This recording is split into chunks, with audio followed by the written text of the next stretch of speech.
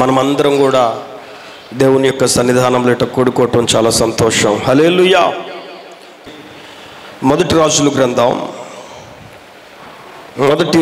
గ్రంథం 3వ అధ్యాయం 14వ వచనం. మొదటి రాజుల గ్రంథం 3వ అధ్యాయం 14వ వచనం. మరియు నీ తండ్రి అయిన దావీదు నా మార్గములలో నడిచి నా కట్టడలనన్నిటినీ కూడా నేను నిర్మించినటువంటి ధర్మమంతటినీ కూడా గైకొనినట్లుగా నీవు నడిచి వాటిని గైకొనిన ఎడల నిన్ను దీర్ఘాయుష్మంతునిగా చేసేదనెను. హల్లెలూయా. సొలొమోన్ ప్రార్థన ద్వారా దేవుని దగ్గర నుంచి బహు గొప్ప జ్ఞానాన్ని సంపాదించుకున్నాడు. బైబిల్ గ్రంథంలో దేవుడు దావీదును ప్రేమించి దావీదు యొక్క రాజ్యమును స్థిరపరచడానికి ఎన్నుకున్న వ్యక్తి ఈ యొక్క సొలొమోను బైబిల్ గ్రంథంలో చాలా పుస్తకాలు రాశాడు, చాలా కీర్తనలు కూడా రాశాడు.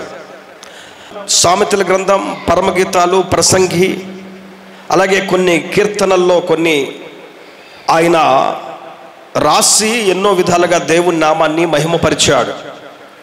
ఈ చదువుకునే యొక్క భాగంలో మనం జాగ్రత్తగా పరిశీలిస్తే సొలొమోను చక్కటి మాటను దేవుడు సొలొమోనుతో అంటున్నాడు. నీ తండ్రి ఎలాగైతే నా మార్గాలలో నడిచి నా కట్టడలను అనుసరించినట్లుగా నా ధర్మమంతటిని గైకొనినట్లుగా నడిచాడో నీవు కూడా నా మార్గాలలో నడిచి నా కట్టడలను అనుసరించి వాటిని గైకొని నడిస్తే నేను నిన్ను దీర్ఘాయుష్మంతునిగా చేస్తాను. హల్లెలూయా. ఈ రోజుల్లో మీరు గనక చూసినట్లయితే ఆ దీర్ఘాయుష్మంతులుగా అయ్యే వాళ్ళు కనబడతల్లా. దీర్ఘ ఆయుష్ అనేది చాలా మందిలో కనబడతల్లా. దేవుడు ప్రేమించి ఆయుష్నిస్తుంటే ఆ ఆయుష్ కాలం అంతా కూడా బ్రతికే వాళ్ళు కనబడతల్లా. కొన్ని సందర్భాల్లో మనం చూస్తున్నాం, సడన్గా వార్తలు వింటున్నాం, అనారోగ్యంతో చనిపోవటం, వ్యాధి బాధలతో చనిపోవటం, యాక్సిడెంట్ల ద్వారా చనిపోవటం, బాంబు దాడుల ద్వారా చనిపోవటం, ఏమండి వివిధ రకాల యుద్ధాలలో చనిపోవటం, అకస్మాత్తుగా మరణించడం అనేది మనం చూస్తున్నాం.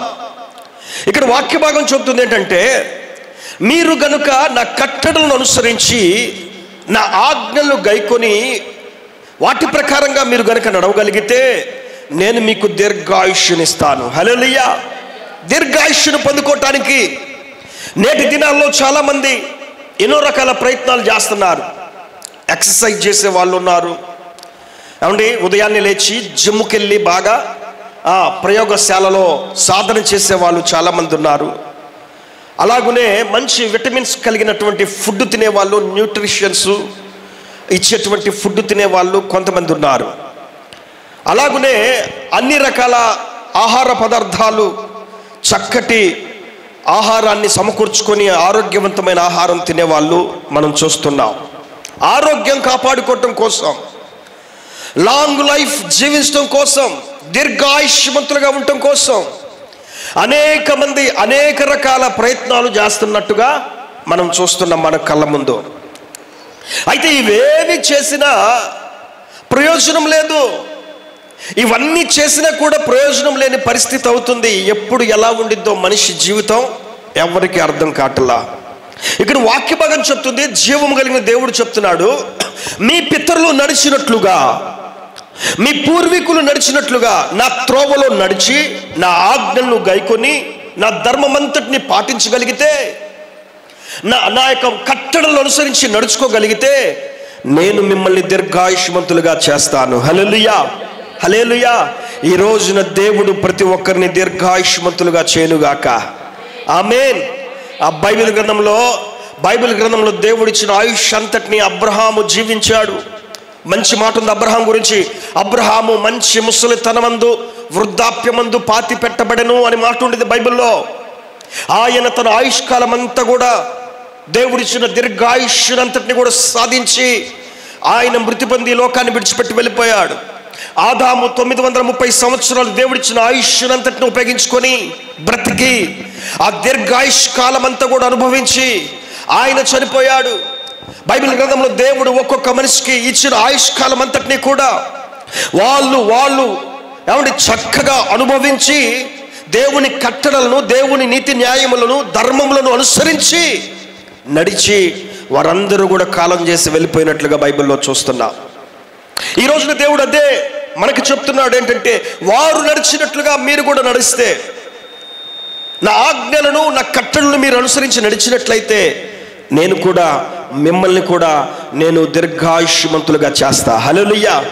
ఏ మందు తీసుకోవాల్సిన అవసరంలా, ఏ రుచి కలిగిన ఆహార పదార్థాలు తినాల్సిన అవసరంలా లేని స్థితిలో ఉండి కూడా ఏమండి ఎటువంటి చోట్లకి వెళ్ళాల్సిన అవసరం లేదు, ఏవేవో సాధనాలు చేయాల్సిన అవసరంలా దేవుని కట్టడలు అనుసరించి, దేవుని న్యాయ విధులు అనుసరించి ఆ వాక్య ప్రకారంగా నడుచుకోగలిగితే బైబిల్ గ్రంథం చెప్పినట్లుగా దీర్ఘాయుష్మంతులుగా ఉంటాం. పిల్లారా, ఈరోజు నేను మీకు 3 విషయాలు చెప్తాను. మనము దీర్ఘాయుష్మంతులుగా అవ్వాలంటే ఏం చేయాలి చూడండి. ద్వితీయోపదేశకాండం 30వ అధ్యాయం, ద్వితీయోపదేశకాండం 30వ అధ్యాయం 20వ వచనం చూడండి మీ బైబిల్లో నుంచి. నీ పితరులైన అబ్రహాము, ఇస్సాకు, యాకోబులకు ఆయన ప్రమాణము చేసిన దేశంలో మీరు నివసించినట్లుగా యెహోవాయే నీ ప్రాణమునకును నీ దీర్ఘాయుష్యునకును మూలమై ఉన్నాడు. కాబట్టి నీవును నీ సంతానమును బ్రతుకుచు నీ ప్రాణమునకు మూలమైన నీ దేవుడైన యెహోవాను ప్రేమించి ఆయన వాక్యము విని ఆయనను హత్తుకున్నట్లుగా జీవమును కోరుకొనిడి. హల్లెలూయా. మీరు జీవమును కోరుకొనిడి అనే మాట ఇక్కడ మనం చూస్తున్నాం. ఇక్కడ మీ పితరులైన అబ్రహాము, ఇస్సాకు, యాకోబు అనువారు ప్రమాణం చేసిన దేశంలో వారు ఎలాగైతే నివసించారో మీరు కూడా దేశంలో నివసించినట్లుగా మీరు చేయాల్సింది ఏంటంటే, మీకు దీర్ఘాయుష్షు రావాలంటే నీ దేవుడైన యెహోవాను సన్మానించాలి, హత్తుకోవాలి. హల్లెలూయా. మీ దేవుడిని యెహోవాను హత్తుకోవాలి, ఆయనను సన్మానించాలి, దేవుణ్ణి సన్మానించాలి. ఒకటి, దీర్ఘాయుష్యుని మనం పొందుకోవాలంటే దేవుణ్ణి సన్మానించాలి, దేవుని యొక్క సన్నిధిని సన్మానించాలి. ఏమంటే ఆయనను సన్మానించాలి. మనుషులను సన్మానించడం కాదు, మనుషులను గణపరచడం కాదు, ఏమంటే లోకంలో ఉన్న గణులైన వారిని గణపరచడం కాదు, కానీ ఈ జీవితం ఇచ్చి, ఈ స్థితినిచ్చి, ఈ స్థాయినిచ్చి, ఇంతటి మంచి హోదానిచ్చి, ఇంతటి మంచి కుటుంబాన్నిచ్చి, మంచి అన్ని రకాల వస్తువులు కల్పించిన దేవుణ్ణి సన్మానించే వారిగా ఉండాలి. హల్లెలూయా. దేవుణ్ణి సన్మానించాలి, దేవుణ్ణి సన్మానించాలి. బైబిల్ గ్రంథంలో ఒక మనిషి, బైబిల్ గ్రంథంలో చూస్తాము, దేవుణ్ణి ఎన్ని పరిస్థితుల్లో ఎదురైనా, ఎటువంటి గడ్డు పరిస్థితుల్లో దేవుణ్ణి సన్మానించడం నేర్చుకున్నాడో బైబిల్లో ఒక మనిషి మనకు కనబడతాడు. చాలా మంది ఉన్నారు, కానీ ఒక ఆయన మీకు చూపిస్తా. దానియేలు నివసించే టైంలో, అక్కడ దానియేలు నివసించేటువంటి రోజుల్లో రాజు అయిన దర్యావేషు ఒక సంతకం చేశాడు. ఈ రాజు అయిన దర్యావేషు దగ్గరికి కొంతమంది వెళ్ళిపోయి చెప్పారంట, అయ్యా మన దేశంలో రాజువు నువ్వు, ప్రధానమైన వాడవు నువ్వు, దేవుడు తర్వాత దేవుడు లాంటి వాడవు నువ్వు, నిన్ను సన్మానించాలి, నీ మాట వినాలి. కానీ కొంతమంది నీ మాట వింటల్లా, కొంతమంది ఎవరెవరికో మొక్కుంటున్నారు, మొరపెట్టుకుంటున్నారు అని చెప్పి రాజుగారికి కొన్ని చెడు వార్తలు తీసుకెళ్ళి వినిపించారంట. కాబట్టి అయ్యా ఒక సంతకం చేయి, ఒక నెల రోజులు ఎవరు కూడా నీవు తప్ప 30 దినముల వరకు ఇంకెవ్వరికి మనవి చేసుకోకూడదు, వారి సమస్య, వారి బాధ తెలియజేయకూడదు. ఒక సంతకం చేయి, ఈ శాసనాన్ని నువ్వు ప్రచారం చేయి అని చెప్పి బబులోను దేశంలో కొంతమంది రాజుగారితో చెప్తే ఆయనకి చాలా సంతోషం వేసిందంట. ఆయన సంతకం చేశాడు. 30 రోజుల వరకు నాకు తప్పితే ఇంకెవరికి కూడా మీరు మొర పెట్టకూడదు, మనవి చేసుకోకూడదు అని ఒక శాసనాన్ని సంతకం చేశాడు. ఒకవేళ నాకు తప్ప ఇంకెవరికైనా మీరు మొర పెట్టుకుంటే, మనవి చేసుకుంటే వారు సింహాల గుహలో పడివేయబడతారు అని అక్కడ శాసనము రాయబడి ఉంది. ఈ శాసనాన్ని ఆ టౌన్ అంతా కూడా, దేశమంతా కూడా ప్రకటించారు. బైబిల్లో ఒక మాట ఉంది, దానియేలు గ్రంథం 6వ అధ్యాయం చూడండి. దానియేలు గ్రంథం, డానియల్స్ చాప్టర్ 6:10, 10వ వచనం మీరు చూస్తే, ఇట్టి శాసనము సంతకము చేయబడినని దానియేలుకు తెలుసుకునెను. అతడు తన ఇంటికి వెళ్ళి యథాప్రకారముగా అనుదినము 3 మోకాళ్ళుని తన ఇంటి పైకి దిగి కిటికీలు యెరూషలేము తట్టునకు తెరవబడి ఉండగా తన దేవునికి ప్రార్థన చేయుచు ఆయనను స్తుతించుచు వచ్చెను. హల్లెలూయా. దానియేలుకి ఈ శాస్త్రము రాయబడిందని తెలుసుకుని, ఇట్టి శాస్త్రము రాయబడి ఉండగా ఆయన చేస్తున్న పని ఏంటంటే యథాప్రకారముగా, ఆ మాట అక్కడ ఉంది చూడండి, అండర్లైన్ చేయండి. యథాప్రకారముగా అంటే ప్రతిరోజు ఆయన ఎలాగైతే చేస్తాడో, ప్రతిరోజు ఆయన ఎలాగైతే ఆచరిస్తాడో, ప్రతిరోజు ఆయన ఎలాగైతే వాడుకగా పెట్టుకున్నాడో, యెరూషలేము వైపు కిటికీ తెరిచుంటే యెరూషలేము వైపు ముమ్మార్లు మోకరించి కన్నీరు కార్చుచు ప్రార్థన చేస్తున్నాడు. హల్లెలూయా. యెరూషలేము క్షేమం కోసం దేవుని బతిమాలుకుంటున్నాడు.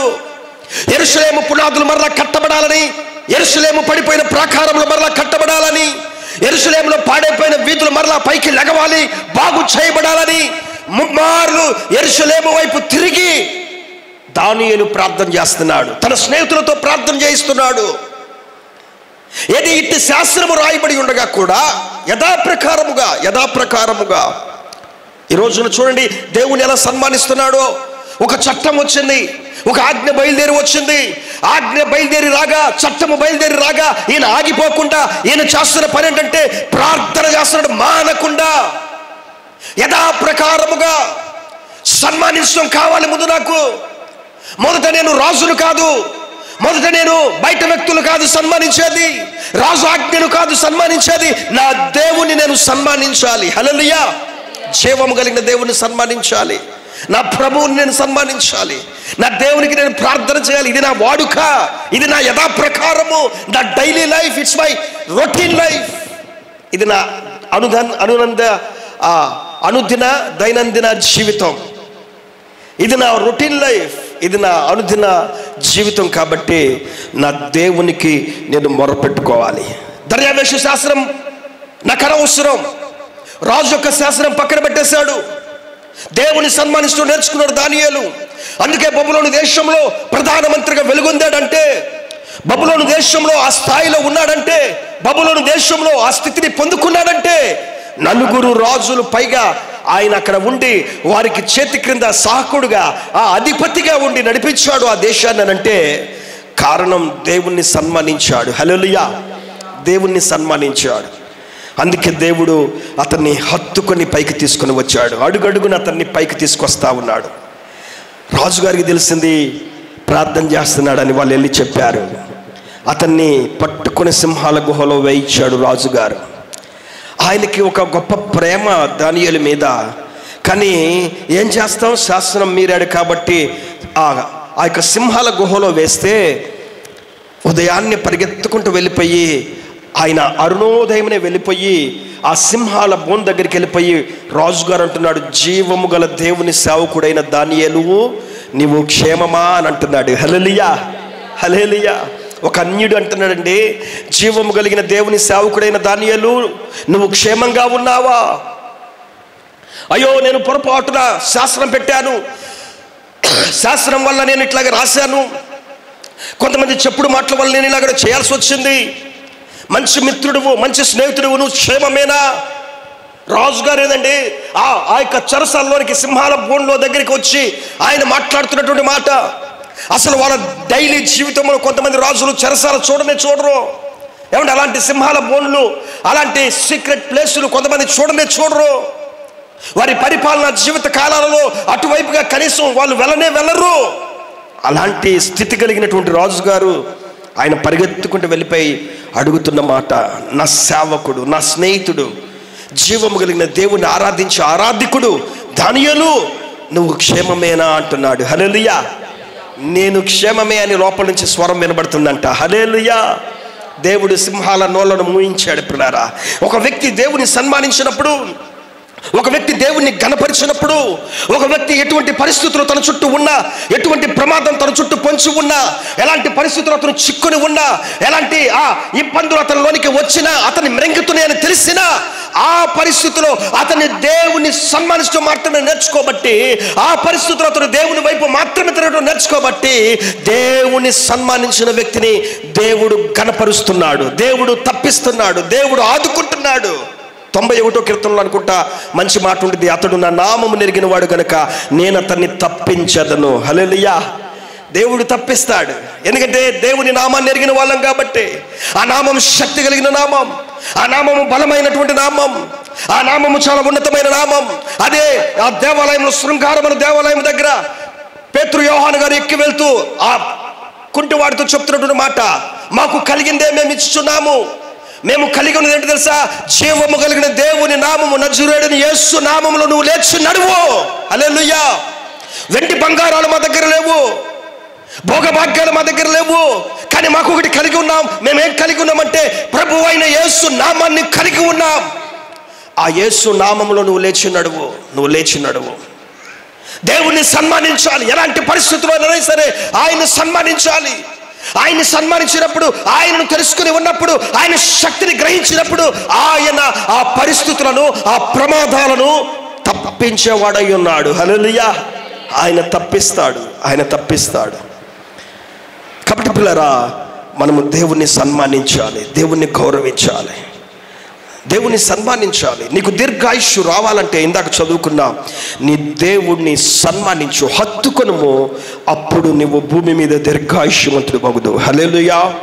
రెండవదిగా చూడండి, సామెతల గ్రంథం 3వ అధ్యాయం, సామెతల గ్రంథం 3వ అధ్యాయం నేను చదువుతాను 14 నుంచి. వెండి సంపాదించడం కంటే జ్ఞానము సంపాదించడం మేలు, అపరంజి సంపాదించడం కంటే జ్ఞాన లాభము నొందుట మేలు. హల్లెలూయా.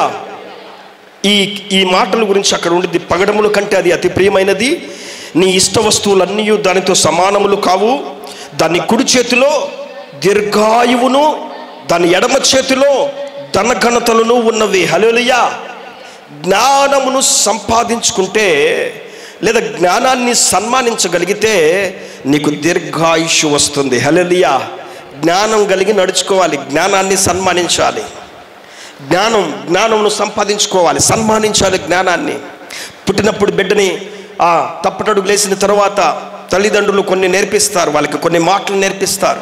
ఆ మాటలు ఆ బిడ్డ నేర్చుకున్నప్పుడు చక్కగా ఫ్రీక్వెంట్లీగా మనతో మాట్లాడుతూ ఉంటాడు. ఆ తర్వాత వాడు చదువుకునే వయసు వచ్చినప్పుడు ఆ 4-5 సంవత్సరాల కాలంలో వాడిని స్కూల్లో చేర్పిస్తారు. ఆ బిడ్డని స్కూల్లో ఆ టీచింగ్ ఆ బిడ్డకి ఏర్పడి ఆ బిడ్డ కొంత జ్ఞానాన్ని సంపాదించుకుని మాట్లాడుతుంది, నేర్చుకునిద్ది. వాళ్ళు నేర్చుకుంటారు. అక్కడ చదువు ఎంతవరకు అయితే చదువుతారో అంత జ్ఞానం. వాళ్ళు ఏ స్థితిలో ఉంటారో, వాళ్ళు హిస్టరీలో ఉంటారా, వాళ్ళు సైన్స్లో ఉంటారా, వాళ్ళు మ్యాథమెటిక్స్లో ఉంటారా, ఏమండి ఖగోళ శాస్త్రాన్ని గురించి వాళ్ళు అధ్యయనం చేస్తారా, జీవ రసాయన శాస్త్రాలను వాళ్ళు అధ్యయనం చేస్తారా, whatever it is, maybe zoology or botany, socialism, law, అది ఏదైనా కావచ్చు.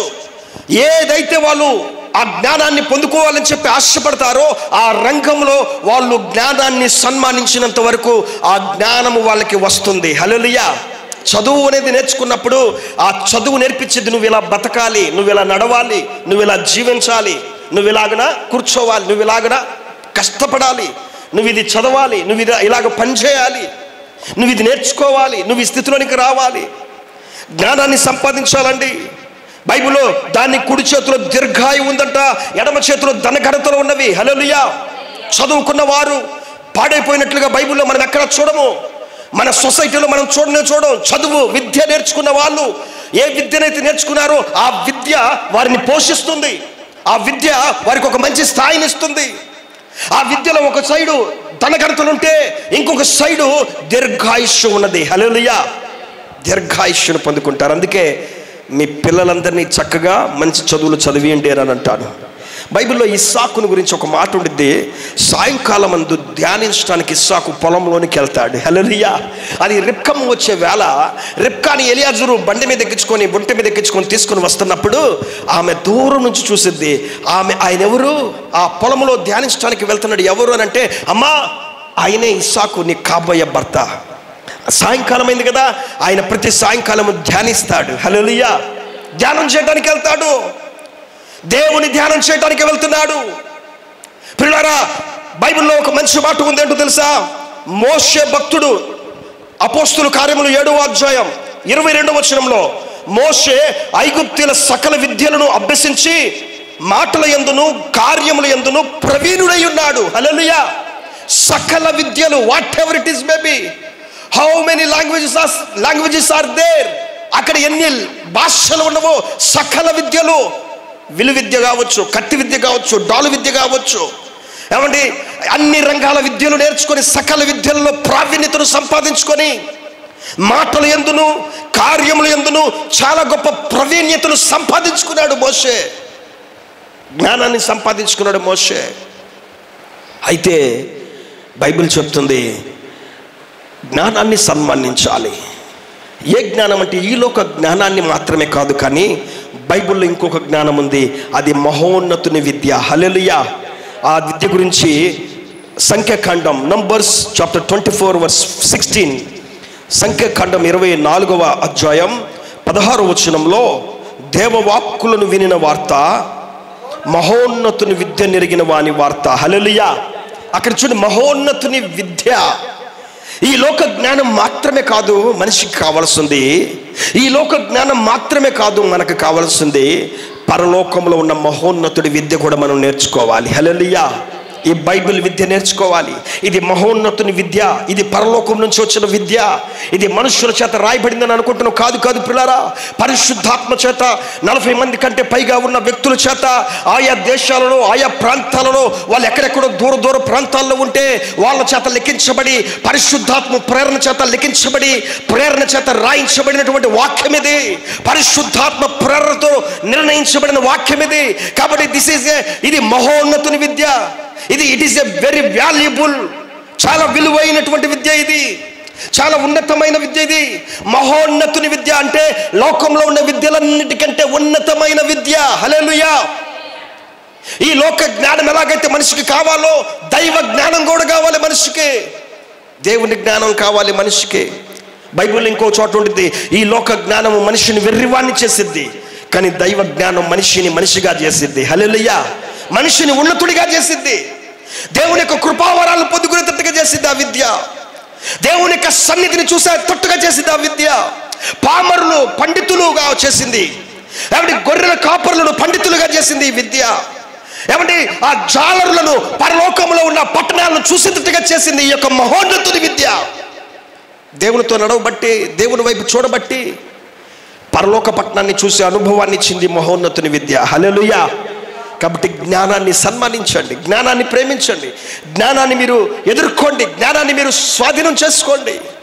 దాని కుడి చేతిలో దీర్ఘాయుష్షు, ఎడమ చేతిలో ధననిధులు ఉన్నవి, వాటిని మీరు స్వతంత్రించుకుంటారు. హల్లెలూయా. మూడవదిగా మనం చూసినట్లయితే ఆ బైబిల్లో దీర్ఘాయుష్షును మనం పొందుకోవాలంటే నిర్గమకాండం 20వ అధ్యాయం 12వ వచనం చూడండి. నిర్గమకాండం 20వ అధ్యాయం 12వ వచనం, నీ దేవుడైన యెహోవా నీకు అనుగ్రహించు దేశంలో నీవు దీర్ఘాయుష్మంతుడు వగునట్లుగా నీ తండ్రిని నీ తల్లిని సన్మానించుము. హల్లెలూయా. నీ తల్లిదండ్రులను మూడవదిగా సన్మానించాలి. దీర్ఘాయుష్ రావాలంటే తల్లిదండ్రులను సన్మానించాలి. నేటి దినాలలో చూస్తే మనము పెద్దలని విమర్శిస్తున్నారు పిల్లవాళ్ళు, తల్లిదండ్రులు పట్టించుకోకుండా నడుస్తున్నారు చిన్నపిల్లలు. అమ్మ చెప్పేది వద్దయ్యా వెళ్ళొద్దయ్యా అని, నాన్న చెప్తాడయ్యా అటు వెళ్ళబాకు ప్రమాదం పొంచి ఉంది, వాటి జోలికి వెళ్ళొద్దు, అటువైపు వెళ్ళొద్దు. తల్లిదండ్రులు ఎంత చెప్పినా కూడా వాళ్ళ మాటలు వినకుండా పక్కన పెట్టేసి గబగబా వెళ్ళిపోయి ప్రమాదాల్లో చిక్కున్న పిల్లల్ని మనం చాలామందిని చూస్తున్నాం. ఏమండి, శ్రమల్లో చిక్కున్న పిల్లల్ని చూస్తున్నాం, గొడవల్లో చిక్కున్న వాళ్ళని చూస్తున్నాం, పోలీస్ కేసులు ఇరుక్కున్న వాళ్ళని చూస్తున్నాం. తల్లిదండ్రులను సన్మానిస్తున్నామా? ఒకసారి ఆలోచించండి. ఎంత చెప్తున్నారు తల్లిదండ్రులు, 9 మాసాలు మోసి కన్ని పెంచి మంచి స్థాయినిస్తే తల్లిదండ్రుల్ని దూషించే వాళ్ళు ఈ రోజున చాలా మంది కనబడుతున్నారు. తల్లిదండ్రులను విమర్శించే వాళ్ళు చాలా మంది కనబడుతున్నారు. తల్లిదండ్రులను పక్కకు నెట్టేసే వాళ్ళు ఉన్నారు. ఏమండి, భార్య మాటినో భర్త మాటినో ఆ తల్లిదండ్రులను, వృద్ధాప్యంలో అత్తమామలను పక్కన పెట్టేసినటువంటి వాళ్ళ లోకంలో చాలా మంది ఉన్నారు. ఇక్కడ వాక్యం చెప్తుంది, నీవు భూమి మీద దీర్ఘాయుష్మంతుడు అవ్వాలంటే, నీవు భూమి మీద దీర్ఘాయుష్మంతురాలివి అవ్వాలి అనంటే నీ పెద్దవారిని, నీ తల్లిదండ్రులను, నీ అత్తమామలను, నీ కుటుంబీకులను, నీ ఎల్డర్స్ని నువ్వు సన్మానించాలి. హల్లెలూయా. సన్మానించాలి, గౌరవించాలి. బైబిల్లో ఒక తల్లి, ఒక స్త్రీ తన తండ్రిని ఎంత సన్మానించిందో తెలుసా? ఎటువంటి పరిస్థితుల్లో సన్మానించిందో తెలుసా? యొప్తా అని న్యాయాధిపతిలో ఒక వ్యక్తి మీకు కనబడతాడు. ఈ యొప్తా ఇశ్రాయేలు ప్రజల్లో నివసిస్తూ ఉన్నప్పుడు వేశ్యకు పుట్టాడు అని చెప్పి గేలి చేసి కొంతమంది అతన్ని చాలా నవ్వులు పాలు చేసి హేళన చేస్తూ ఉంటే వాళ్ళ దగ్గర నుంచి అతను పరిగెత్తుకుని వెళ్ళిపోయి టోబు దేశంలో ఒక స్థావరం ఏర్పాటు చేసుకుని అక్కడ నివసిస్తూ ఉంటాడు అల్లరి ప్రజల మధ్యలో. అక్కడ నివసిస్తూ ఉన్నప్పుడు కొన్ని రోజులకి ఈ ఇశ్రాయేలీల మీదకి అమ్మోనీయులు అనేటువంటి వాళ్ళు యుద్ధం చేయడానికి వస్తారు. ఈ అమ్మోనీయులు యుద్ధం చేయడానికి వచ్చినప్పుడు అక్కడ యొప్తా తను టోబు దేశంలో ఉన్నాడు. యొప్తా గురించి ఒక మంచి మాట ఉంది ఏంటంటే, న్యాయాధిపతుల గ్రంథం 1:1 గిలాదు వాడైన యొప్తా పరాక్రమము గల బలాఢ్యుడు. హల్లెలూయా. పరాక్రమము గల బలాఢ్యుడు ఈ యొప్తా ఎన్నో సార్లు ఇశ్రాయేలు ప్రజలను రక్షించి ఉన్నాడు. ఎన్నోసార్లు అల్లరి జనం వచ్చి ఇశ్రాయేలు మీద పడినప్పుడు వారిని తరిమి కొట్టిన పరిస్థితులు ఉన్నవి. అందుకే మరలా యొప్తాను పిలవటానికి వాళ్ళు వెళ్తున్నారు. అయ్యా, నీవు మమ్మల్ని రక్షించు, నీవు మమ్మల్ని కాపాడు, ఆ అమ్మోనీయుల నుంచి మమ్మల్ని క్షేమంగా కాపాడని చెప్పి అతన్ని అడగటానికి ఈ ఇశ్రాయేలు ప్రజల్లో పెద్దలు వెళ్తున్నారంటే ఎన్నో సందర్భాలలో యొప్తా వారిని కాపాడాడు. బహు పరాక్రమం కలిగిన బలాఢ్యుడు ఈ యొప్తా. కానీ వేశ్య కుమారుడు అని చెప్పి అతను దూషించి పంపించేసేసేసారు. అతను వెళ్ళిపోయేటట్టుగా. ఇప్పుడు మరలా అతని సహాయం కోసం వెళ్ళి అడుగుతున్నారు. అయ్యా, ఆ అల్లరి జనం, ఆ అమ్మోనీయులతో మేము వేగలేకపోతున్నాం. వాళ్ళు మా మీద పడి మమ్మల్ని భయంకరంగా దోచుకుంటున్నారు. అయ్యా, మా వల్ల కాటల్లా, మాకు నాయకుడిగా ఉండవచ్చి ఏమంటే పంపించిన వాళ్ళే మరలా వచ్చి బతిమలాడుతున్నారు. హల్లెలూయా. మన దేవుడు ఎవరంటే పంపించిన వాళ్ళే వచ్చి మనల్ని అడిగేటట్టుగా చేసేవాడు. హల్లెలూయా. ఈ రోజున దేవుడు మీరు సిగ్గుపడిన చోటే మిమ్మల్ని తలెత్తుకునేటట్టుగా చేసేవాడు అయ్యున్నాడు. హల్లెలూయా. ఆయన మన అవమానమునకు ప్రతిగా రెట్టింపు ఘనతనిచ్చునుగాక. ఆమేన్. ఆయన ఎక్కడ అవమానించబడ్డామో, ఎక్కడ తలదించుకున్నామో అక్కడ రెట్టింపు ఘనతనిచ్చేవాడు మనం ఆరాధించే దేవుడు. అయితే అతని దగ్గరికి వెళ్ళిపోయి, నువ్వు మాకు నాయకుడిగా ఉండు. ఒకప్పుడేమో నువ్వెవరో మాకు తెలియదు పోరా అని మాట్లాడిన వాళ్ళు ఇప్పుడు మాకు నాయకుడిగా ఉండి మమ్మల్ని రక్షించయ్యా అని చెప్పని అంటుంటే యొప్తా వారిని పంపించి దేవుని సన్నిధికి వెళ్ళి విచారిస్తున్నాడు. దేవుని అడుగుతున్నాడు, ప్రభువా, ఇదిగో అమ్మోనీయుల మీదకి వెళ్తున్నానయ్యా, వారితో యుద్ధం చేయడానికి వెళ్తున్నా. అయితే ఈసారి నీవు గనుక నాకు విజయాన్ని ఇస్తే నేను ఆ ప్రజల మీద నాయకుడిగా ఉంటా, వారిని ఏళ్తాను. ప్రభువా, నాకు గొప్ప విజయం దయచేయ అని చెప్పి దేవుని దగ్గర మొరపెట్టి అక్కడ ఒక ఒడంబడిక చేసుకుంటున్నాడు, మొక్కుకుంటున్నాడు. ఒక మొక్కుబడి ఏంటంటే, నా ఇంటి గడపకి నేను మరలా వచ్చేటప్పుడు, ఆ విజయాన్ని పొందుకుని నేను వచ్చేటప్పుడు నా ఇంటి గడప నుంచి, నా ఇంట్లో నుంచి ఏదైతే నాకు ఎదురుగా వస్తుందో ఆ వస్తువు, ఆ జంతువు నీకు ప్రతిష్ఠితము చేస్తాను, లేదా నీకు బలిగా అర్పిస్తాను అని చెప్పంటాడు అక్కడ. హల్లెలూయా. నీకు అర్పిస్తానయ్యా, లేదా నీకు ప్రతిష్ఠితం అవుతుంది అది అని చెప్పనంటాడు. అతను వెళ్తాడు, యుద్ధంలో విజయాన్ని పొందుకుంటాడు. దేవుడు గొప్ప అత్యధికమైన విజయాన్ని యొప్తాకు అనుగ్రహిస్తాడు. వాళ్ళందరినీ గెలుచుకొని యొప్తా అక్కడి నుంచి తన ఇంటికి వస్తా ఉన్నప్పుడు విజయోత్సవంతో ఇంట్లో నుంచి వాళ్ళ కుమార్తె, యొప్తా గారి కుమార్తె, ఆయన వార్త విని ఏమంటే యొప్తా కుమార్తె పరిగెత్తుకుంటా వస్తుంది. మిస్పాలోని తన ఇంటికి వస్తున్నప్పుడు యొప్తా కుమార్తె తంబూరు తీసుకొని పరిగెత్తుకుంటూ వస్తుంది. నా తండ్రి గొప్ప విజయాన్ని పొందుకున్నాడు, శత్రువులను తరిమి కొట్టాడు, దేవుడు నా తండ్రికి గొప్ప విజయాన్ని ఇచ్చాడని ఆ కుమార్తె సంతోషంతో తంబూరు తీసుకొని ఆ తండ్రికి జయధ్వనులు పడుకుతూ ముందుగా వెళ్తుంటే గుర్రం మీద నుంచి ఉండి ఆయన అటుగా చూస్తూ ఆశ్చర్యపోతున్నాడు. అయ్యో నా కుమార్తె, నేను దేవునికి ప్రతిష్ఠిస్తానని సెలవిచ్చా, నువ్వు ముందుగా వచ్చావా? నేను మనస్సులో దేవునికి ఇలా కోరుకున్నానమ్మా, ఇలా మొక్కుబడి చేసుకున్నానమ్మా అని ఏడ్చినప్పుడు ఆ కుమార్తె ఏమంటుందో తెలుసా? న్యాయాధిపతుల గ్రంథం చూడండి, న్యాయాధిపతుల గ్రంథం 11వ అధ్యాయం 37వ వచనంలో ఆ కుమార్తె అంటుంది, ఆమె నా కొరకు చేయవలసిందేమనగా 2 నెలల వరకు నన్ను విడువుము, నేనును నా చెలికత్తులు పోయి కొండల మీద ఉండి నా కన్యత్వమును గురించి ప్రలాపించదనని తండ్రితో చెప్పగా, ఆమె పురుషుని ఎరగలేదు. ప్రతి సంవత్సరం ఇశ్రాయేలీలు కుమార్తెలు 4 దినములు గిలాదు దేశస్థుడైన యొప్తా కుమార్తెను ప్రసిద్ధి చేయుటకద్దు. హల్లెలూయా. ఆమె అంటున్న మాట, నువ్వు ఏదైతే యెహోవాకు మాట ఇచ్చున్నావో 35, 36 వచనాలు మీరు చూస్తే, నువ్వు ఏదైతే దేవునికి మాట ఇచ్చావో తండ్రి, ఆ మాట ప్రకారంగా నన్ను చెయ్యి, నన్ను ప్రతిష్ఠించు అని అంటుంది. హల్లెలూయా. తల్లిదండ్రులను సన్మానిస్తుంది. చూడండి, అదేంటయ్యా నువ్వు మాట ఇటువంటి నేను పోవటం ఏంటి అని చెప్పంటల్లా. తండ్రి నువ్వు మాట ఇటువంటి నేను పోవటం ఏంటి, నువ్వు చూడటం ఏంటి, నువ్వు అనుకోవటం ఏంటి, నేను అక్కడికి వెళ్ళటం ఏంటి, ప్రతిష్ఠిత చేసుకోవటం ఏంటి అని అంటలేదు. ప్రియులారా, ఈ రోజున తల్లిదండ్రులు, అయ్యా నేను నిన్ను చేద్దామనుకుంటున్నా, నేను ఈ స్థితిలో ఉంచాలనుకుంటున్నా, నేను నిన్ను ఇక్కడికి పంపించాలనుకుంటున్నా అంటే నువ్వు పోయా అనేవాళ్ళు ఉన్నారు, నువ్వు పోమ్మా అనేవాళ్ళు ఉన్నారు. నాకేం పని, నేను పోను. స్నేహితుల్లో ఉండి ఏమంటే ముచ్చట్లో ఉండి మీరు పోండి, నాకేం పని అన్న రీతిగా మాట్లాడుతున్నటువంటి పిల్లలు ఉన్నారు ఈ రోజుల్లో. తల్లిదండ్రులు సన్మానించే వాళ్ళు కనబడతల్లా, పెద్దలను సన్మానించే వాళ్ళు కనబడతల్లా. కానీ యెఫ్తా కుమార్తె అంటుంది, నీకు దేవుడికి ఏదైతే చేసుకున్నావో ఒడంబడిక అట్లుగా నువ్వు జరిగించు తండ్రి. ఏ కుమార్తె అట్లా అనిద్దండి? ఏ కుమారుడు అలాగా అంటాడండి? ఒకసారి ఆలోచన చేయండి. బైబిల్ గ్రంథంలో ఇంకా మనం చూసినట్లయితే సమూయేలు పాలు విడిచిన తరువాత ఆ తల్లి ఆ షిలోహులో ఉన్న దేవాలయంలోకి తీసుకుని వచ్చి వదిలిపెడితే వాడు అక్కడే దేవునికి పరిచర్య చేస్తూ మొక్కుకుంటున్నాడు. హల్లెలూయా. ఆ వయసులో అక్కడే దేవునికి ఏం చేస్తున్నాడు? సన్మానిస్తున్నాడు, తల్లిదండ్రులను సన్మానిస్తున్నాడు. తల్లి మాటను సన్మానించి ఆ మందిరంలో పరిచర్య చేస్తున్నాడు. అక్కడ అమ్మో నేను ఇక్కడ ఉండను, నేను నీతో పాటు చేస్తా అని చెప్పారంటలా. ఫ్యూచర్ ఏంటి, భవిష్యత్తు ఏంటి, నా ఆస్తి ఏంటి, నా భాగం ఏంటి అనే ఆలోచనలు ఉంటున్నాయి ఈ రోజున నేటి అనేక మంది హృదయాలలో. మా ఆస్తి ఏంటి, మా ఆస్తి ఎక్కడికి పోయిద్ది, మేము ఇది చేస్తే మా ప్రాపర్టీ ఏమైపోయిద్ది, ఏమండి మేము ఇలాగుంటే మాకేమొచ్చిద్ది, మాకేముంది, మాకు ఫుడ్ ఉండిద్దా, మాకు బెడ్ ఉండిద్దా అని ఆలోచించే వాళ్ళు ఉన్నారండి. కానీ ఇక్కడ వాక్యం చెప్తుంది ఏంటంటే, తల్లిదండ్రులను సన్మానించువారు దీర్ఘాయుష్యును కలిగి ఉంటారు. హల్లెలూయా. పెద్దలను సన్మానించువారు, దేవుణ్ణి సన్మానించువారు, జ్ఞానాన్ని, మహోన్నతుని విద్యను సన్మానించువారు బహు గొప్పగా దీర్ఘాయుష్యును పొందుకుంటారు. హల్లెలూయా. సమూయేలు తల్లి మాట విని ఆ బాలుడైన సమూయేలు దేవుని మందిరావరణంలో పరిచర్య చేయుచుండెను అని ఉండిద్ది అక్కడ.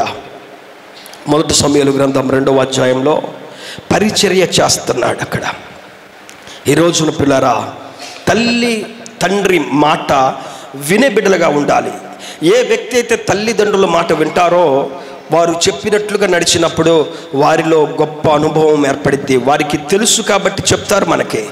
వాళ్ళు చెప్పిన మాటలు విన్నప్పుడు, వారు చెప్పినట్టుగా నడుచుకున్నప్పుడు మరి ఈ లోకంలో అపాయం మన దగ్గరికి రాదు, శోధనలో మనం చిక్కోము, ఇరుకులో చిక్కోము, ఇబ్బందుల్లో చిక్కోము. హల్లెలూయా. ఒక సహోదరి అన్నయ్య అని ఫోన్ చేసింది. ఏంటమ్మా? నన్ను ప్రేమించాడు అన్నయ్య, ప్రేమించాడు కాబట్టి నేను అతనితో పాటు వచ్చేసేసాను. నా కోసం పచ్చబొట్టు కొట్టించుకున్నాడు, నా కోసం రోడ్ల మీద ఎక్కడ పడితే అక్కడ బ్లేడ్లతో కోసుకునేవాడు అన్నయ్య. నేను ఎంత అసలు గట్టిగా ఉండేదాన్ని అంటే అసలు పరపురుషుడిని మన కనీసం వాడి ముఖాన్ని కూడా చూసేవాడిని కాదు. తల దించుకుంటే ఇంటికాడ కాలేజీలో తలెత్తుకొని తిరుగుతాను. అలాంటి నేను నా కోసం ఇట్లాగా నా ముందే కోసుకుంటా, నా కోసం నా ముందే పచ్చబొట్టు వేయించుకొని బాధపడతా ఉంటే ప్రేమిస్తున్నాడు ఇంతగా అని చెప్పి అతన్ని ప్రేమించి అతను నమ్మి వచ్చాను అన్నయ్య. తర్వాత ఇప్పుడు నాకు అర్థమైంది, ఒక బిడ్డ పుట్టాక భయంకరంగా అతని శోధన, ఇంట్లో కొడతాం, తిడతాం, అనుమానించటం, బయటికి వెళ్ళిపోవటం, ఇంకొక స్త్రీతో అక్రమ సంబంధం పెట్టుకోవటం. నా మాట వింటలేదన్నయ్య, ఇప్పుడు నేను నచ్చలేదని అంటున్నాడు అని చెప్పానని ఒక సహోదరి చెప్తుంది. ఎంత దారుణం అండి. అతనితో వెళ్ళిపోయేటప్పుడు ఆ తల్లి ఎంత మొరపెట్టుకుని ఉండేది, అమ్మా వద్దమ్మని. ఆ తల్లి అతనితో వెళ్ళిపోయేటప్పుడు ఆ తండ్రి ఎంత మొరపెట్టుకుని ఉంటాడు, అమ్మా వద్దమ్మా. తల్లిదండ్రుల మాట వింటున్నామా? తల్లిదండ్రులను సన్మానిస్తున్నామా? ఒకసారి ఆలోచన చేయండి పిల్లారా. ఇప్పుడు బిడ్డ పుట్టింది, ఆ తల్లి ఏమైపోవాలి, ఆ బిడ్డ ఏమైపోవాలి, వాళ్ళ భవిష్యత్తు ఏమైపోవాలి? అంధకారం. వాక్య భాగ్యం ఇక్కడ చెప్తుంది, నువ్వు భూమి మీద దీర్ఘాయుష్మంతుడు వగునట్లుగా నీ తండ్రిని తల్లిని సన్మానించుము. హల్లెలూయా. అదే సొలొమోనుతో దేవుడు చెప్తున్నాడు, సొలొమోనా నీ తండ్రి అయిన దావీదు ఎలాగైతే నడిచాడో నా ఎదుట నా ఆజ్ఞలను నా కట్టడలను అనుసరించి నా ధర్మమంతటిని కూడా గైకొన్నట్లుగా నీవు కూడా అనుసరించి నడుచుకుంటే భూమి మీద నేను నిన్ను దీర్ఘాయుష్మంతుడిగా చేస్తానంటున్నాడు. ఈరోజు నా దేవుడు మనల్ని కూడా ఆయన ఆజ్ఞలను అనుసరించి నడుచుకుంటే, భూమి మీద ఎందరైతే తన ఆజ్ఞలను అనుసరించి నడుచుకుంటారో వారినందరినీ దీర్ఘాయుష్మంతులను చేయునుగాక. మనమందరము దీర్ఘాయుష్మంతులముగా నిలుచుదుముగాక. దేవుడి వాక్యము మన వెనుకల్లో వర్ధిల్ల చేయునుగాక. తల్ల వంచండి, ప్రార్థన చేసుకుందాం. ప్రేమ కలిగిన తండ్రి, గొప్ప దేవుడా, యేసయ్యా, చక్కని ఉపదేశాన్ని మాకు అందించావయ్యా. ఇదిగో విన్న వాక్య ప్రకారంగా నిన్ను సన్మానించే బిడ్డలుగా, గౌరవించే బిడ్డలుగా మీరు మాకు సహాయం చేయండి అయ్యా. భూమి మీద దీర్ఘాయుష్మంతులం అవటానికి సొలొమోనుతో మీరు మాట్లాడిన మాట ఈ రోజున మాతో మాట్లాడావు అయ్యా. నీ తల్లిని తండ్రిని సన్మానిస్తే దీర్ఘాయుష్మంతులు అవుతామని సెలవిచ్చావు. నీ ఆజ్ఞలను కట్టడలను అనుసరించి నడుచుకుంటే దీర్ఘాయుష్మంతులం అవుతామని సెలవిచ్చావు. ఇదిగో తండ్రి, నిన్ను సన్మానిస్తే, నిన్ను హత్తుకుంటే నాయనా మాకు దీర్ఘాయుష్నిస్తావని సెలవిచ్చావు. నీ విద్య మహోన్నతమైన విద్య, నీ జ్ఞానాన్ని మేము సంపాదించుకోగలిగితే మేము దీర్ఘాయుష్మంతులం అవుతామని, అలాగే నాయనా మా కుటుంబీకులు మేము ప్రేమించి మాకిచ్చిన మీ పెద్దవాళ్ళని, మాకు అప్పగించిన మా తల్లిదండ్రులను, మా అత్తమామలను, మా బంధువులను మేము సన్మానిస్తే దీర్ఘాయుష్మంతులం అవుతామని వాక్యం ద్వారా సెలవిచ్చావు. విన్న వాక్యాన్ని వీరందరి హృదయాల్లో నూరంతలుగా ఫలింపచేయండి. ఇదిగో ప్రభువా, దీర్ఘాయుష్షు పొందుకోవాలి, నీ మాటలను అనుసరించి నడుచుకొని గొప్ప ఆయుష్ను పొందుకోవాలి, గొప్ప జీవితాలను పొందుకోవాలి, నూతనమైన ఫలాలను వారు పొందుకోవాలి, తృప్తిపరచబడాలి. నీ అద్భుతమైన కార్యాలు వీరందరి జీవితాలు మీరు చేయండి. ఈ సంఘాన్ని కుడికి ఎడమకు తొట్టిల్లకుండా నీ వాక్యానుసారంగా నడిచే బిడ్డలుగా మమ్మల్ని అందరినీ కూడా మీరు తయారు చేయమని ప్రార్థిస్తూ, విన్న వాక్యాన్ని ప్రతి ఒక్కరి జీవితంలో 30దంతులుగా 60దంతులుగా 100ంతులుగా మీరు విస్తరింప చేయమని యేసు నామములో ప్రార్థించి అడిగి వేడుకుంటున్నాం పరమ తండ్రి, ఆమేన్. మన తండ్రి అయిన దేవుని ప్రేమ, కుమారుడైన క్రీస్తు యేసయ్య వారి కృప, పరిశుద్ధాత్మ అన్యోన్య సహవాసం కుడి వచ్చిన ప్రతి ఒక్కరికి, వాక్యము విన్న వారికి, సకల పరిశుద్ధులకు సదాకాలము తోడుగా ఉండి నడిపించునుగాక. ఆమేన్, ఆమేన్.